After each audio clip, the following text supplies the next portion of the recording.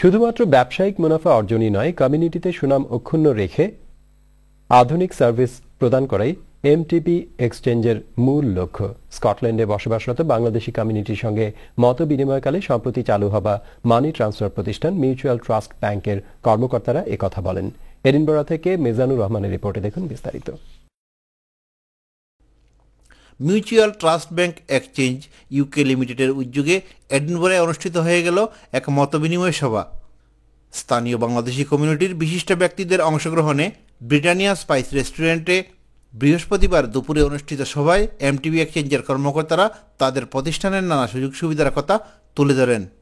অনুষ্ঠানে বক্তব্য রাখেন মিউচুয়াল ট্রাস্ট ব্যাংকের ডিরেক্টর, স্কটল্যান্ডের বিশিষ্ট ব্যবসায়ী আব্দুর রউফ জেপি এবং ব্যাংকের MD Anis A Khan.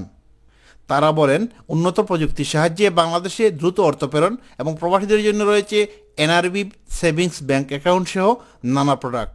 So we are governed by both Bangladesh laws and the UK laws. Both laws are very strict. আর আমাদের ব্যাংকের বোর্ডের কথা হচ্ছে যে আমাদের ব্যাংকের লস হতে পারে, কিন্তু আমাদের রেপুটেশন ক্ষুণ্ণ হতে পারে। আমাদের integrity is more important, reputation is more important, profit is not the prime motive. Doctor Walid Asaruddin এমবির সভাপতিত্বে এবং বাংলাদেশ সমিতির চেয়ারম্যান ফয়সাল চৌধুরীর পরিচালনায় অনুষ্ঠানে আগতদের অনেকেই মিউচুয়াল ট্রাস্ট ব্যাংকে নতুন অ্যাকাউন্ট খুলেন।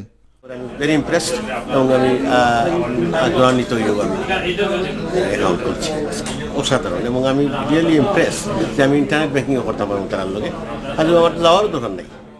সার্ভিস তারা যেটা প্রোভাইড করে, এই সার্ভিসটা আমি মনে করলাম এটার উপরে বিশ্বাস আনা যায় এবং আমি মনে করি অন্যান্য জন অ্যাকাউন্ট করলে তার একটা বেনিফিট। স্কটল্যান্ডে এমটিবি এক্সচেঞ্জের সেবাসমূহ সম্প্রসারণ করার উদ্যোগ নেওয়া হচ্ছে বলে জানিয়েছেন প্রতিষ্ঠানের কর্মকর্তারা।